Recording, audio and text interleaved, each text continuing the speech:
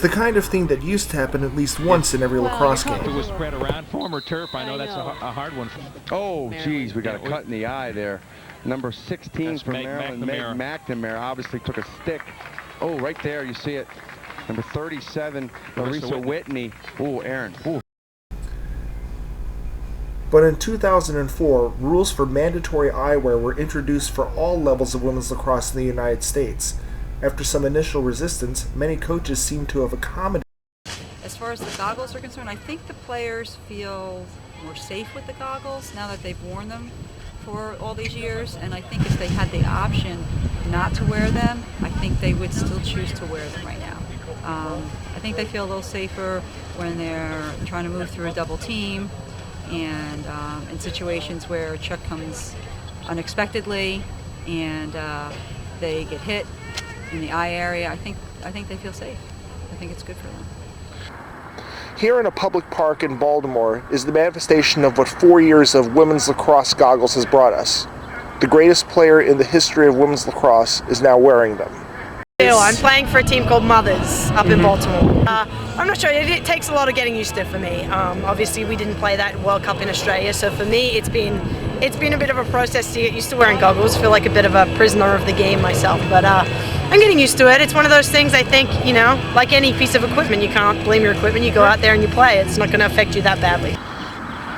If you want to see the changes in the way that lacrosse is being played these days, go and see a match where a team with goggles plays against the team without them. That happened earlier this year when Georgetown played a friendly match against England. I don't think there is any need of it in either country, and I actually think that maybe if you're going to allow manufacturers to go too far, to put huge pockets in the sticks, that sort of thing, then okay, you're increasing the speed. But if I'm honest, if I think there's good umpiring, coaching with integrity, and manufacturers who make quality equipment to the women's specifications and not the men, there should be no need. I think we've decided in Australia that we're not at the point where it's that aggressive. We haven't had that many eye injuries and things in Australia, and a lot more people are playing here, so obviously there were a lot more eye injuries, and they decided for whatever reason that it was necessary. And I mean, I'm all for anything that's going to protect people in the game. If they think that's a necessary precaution, then I'm all for it. But in 2007, a study by the American Journal of Sports Medicine recommended the addition of pads and helmets to the women's game. It is a recommendation which has been universally decried. I think that would be to completely destroy the game and take all the fun and beauty out of the game, and it would make it completely rough. And I think that you'd see a lot more injuries, and I think that the finesse to the game would be completely shot.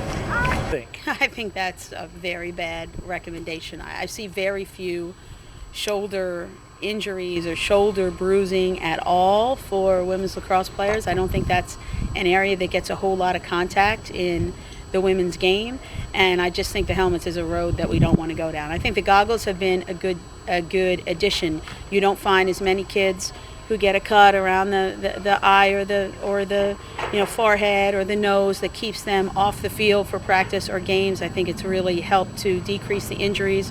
There are very few, in my experience, very few injuries to the head and the face now with the result of the goggles. And I think if you went with the helmets, then you would probably need the shoulder pads and the arm pads and everything else. And then it's an entirely different game where the physicality is going to get way out of control. So I think we put in some good measures with the goggles and then with the rules, and we can keep the game under control that way. No, in my opinion, I don't think so. I think that's why they went to goggles, so it wouldn't go that far.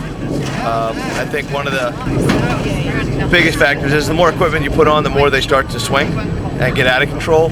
So I think if coaches, players, officials alike take responsibility for the game, then it won't get to that level, and we can enjoy the game the way it is, a competitive, aggressive game that doesn't have to include all that equipment.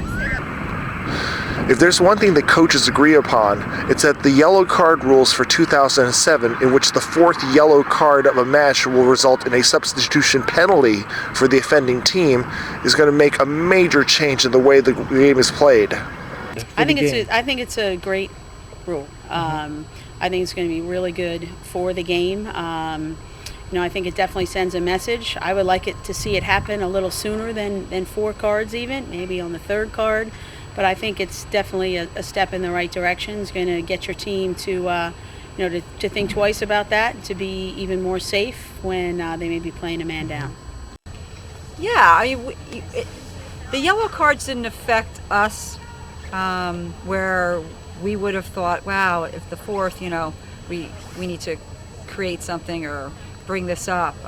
But I think, when I was thinking about certain games and if that was happening a lot in games, I think it's good because it keeps the game clean. But I also I think the officials really need to keep the game tight in the beginning. Yet at the same time, let the defenders play so that they can stop, offensive motion upfield. So I think there's a balance with it, and in any of our games last year, I didn't sense that there were so many yellow cards that we needed that rule. But I think it's probably a good rule in the long run. So 4 years after the original mandate, lacrosse goggles have been part of everyday life for a female player. Helmets and goggles, we'll have to see what happens. For topofthecircle.com, this is Al Matei in Ewing, New Jersey.